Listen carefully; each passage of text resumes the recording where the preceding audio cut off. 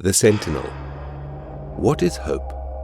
The emotion or feeling that things will get better?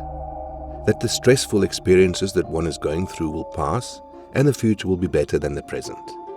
Hope is one of the earlier human inventions, something that has driven us past those long, cold nights.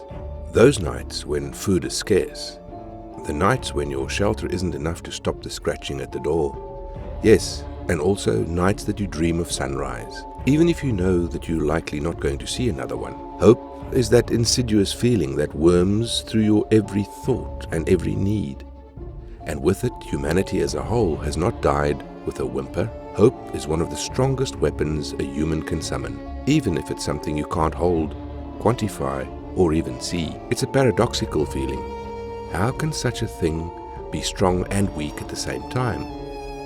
Be paper thin, but shield us from the fiercest wounds?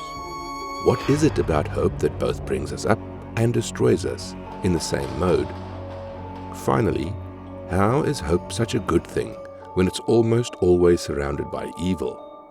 And like most things in the anomalous world that we live in, hope is something that can manifest as a sentient being.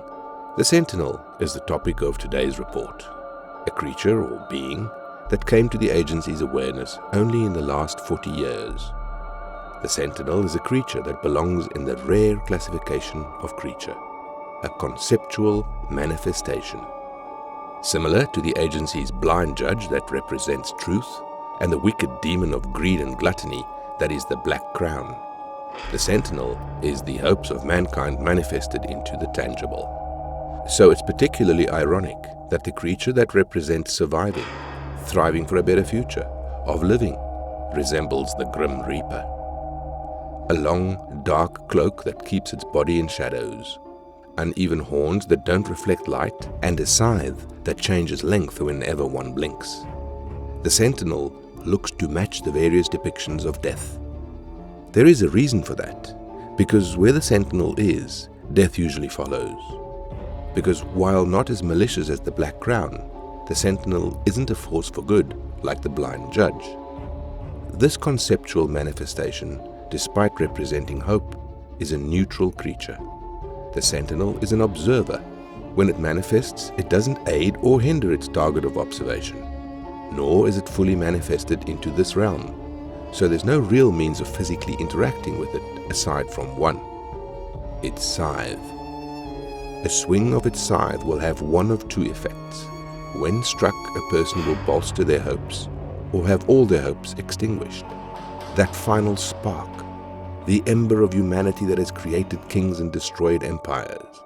The Sentinel can fan the flame into a blaze or snuff it out.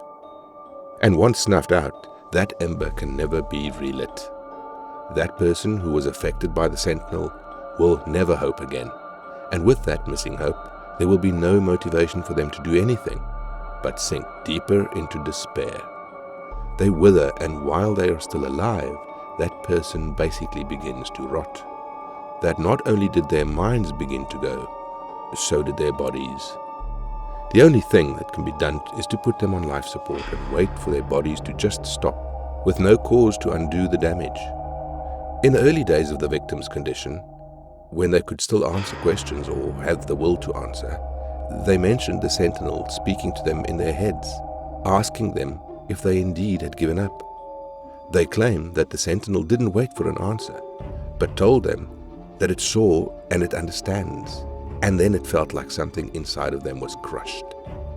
The person interviewed eventually took their life in the next month, leaving a note that just said, "I can't." But the Sentinel doesn't just extinguish, it also fuels.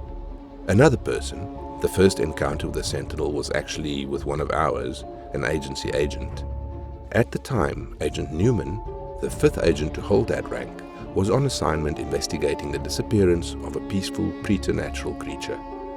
That was when him and his team encountered a worst-case scenario: Siren Head. And to make it more dangerous, one that was able to transform itself into living electricity. With a call that sounds like a breaker box blowing, the Siren Head was one that delighted in slowly electrocuting its victims. It had found the creature Newman was assigned to look for, actually being the cause of its disappearance.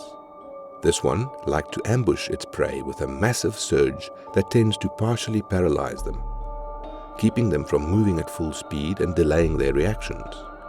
At that point, Newman and the team were in real trouble, and even stumbling and in pain with the siren head slowly pacing after them, making sounds that synthesized laughter with its static, sounding like siren calls.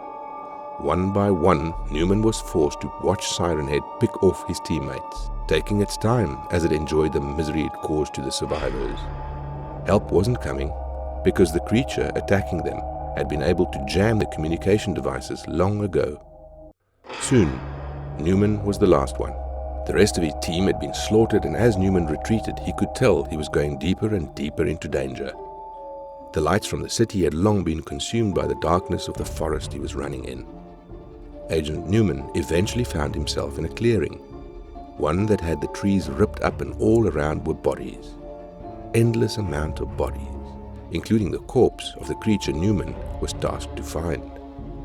He had been guided straight to the Siren Head's nest, the place where it sleeps and feeds. In the distance, the sound of static was getting louder and louder. This was it. Newman was about to consider getting his gun out and ending it. But before he could reach his holster, it appeared, the Sentinel. Its sudden appearance startled the panicked agent, and his training took over. Instead of drawing the gun to take his life, he drew it and pointed it at the apparition. They locked eyes, and according to Newman when later interviewed, the creature spoke to him.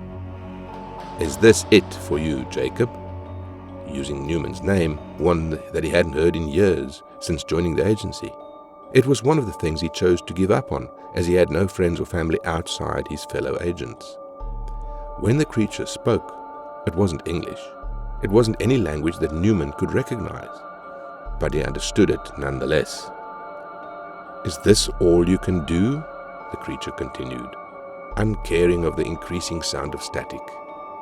Something inside Newman flared up in response to the creature's question. Newman was about to speak, but the creature spoke first. "So, I see you aren't done yet."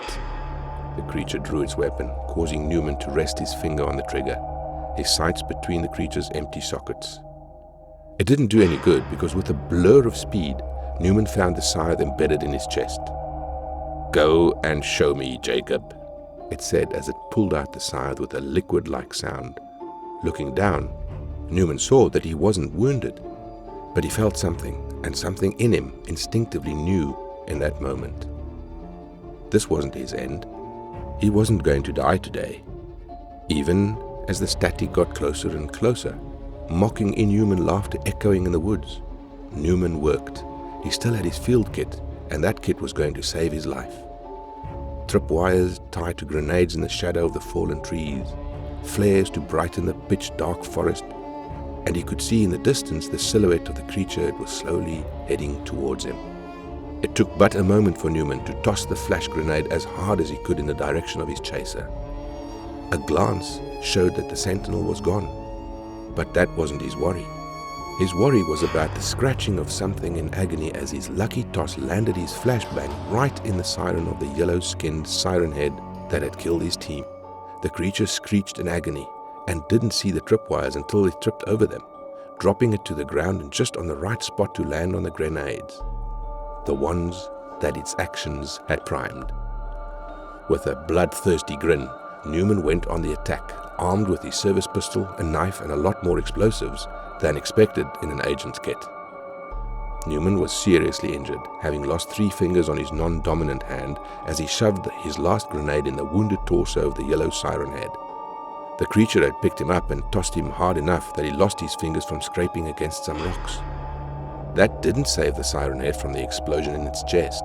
Its long arms, too awkward to actually reach its own chest to extract the prime grenade. Newman was found the next day by rescue ops. When his team failed to check in, they used the trackers all agents had installed to locate him. They found him straddling the dead siren head's body, laughing like a maniac, stabbing the body as many times as his tired arms could. He was the only one in the clearing, and this was one of the first recorded incidents where a siren head was killed in action by a human. This is why conceptual creatures are considered to be highly dangerous, on our side or not, because who would have thought a little hope could do this?